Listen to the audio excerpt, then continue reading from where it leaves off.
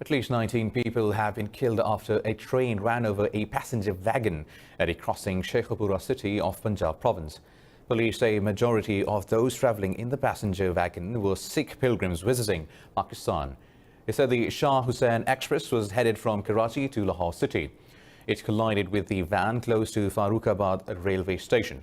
Police say around 25 passengers were on board the wagon. The injured have been shifted to a nearby hospital.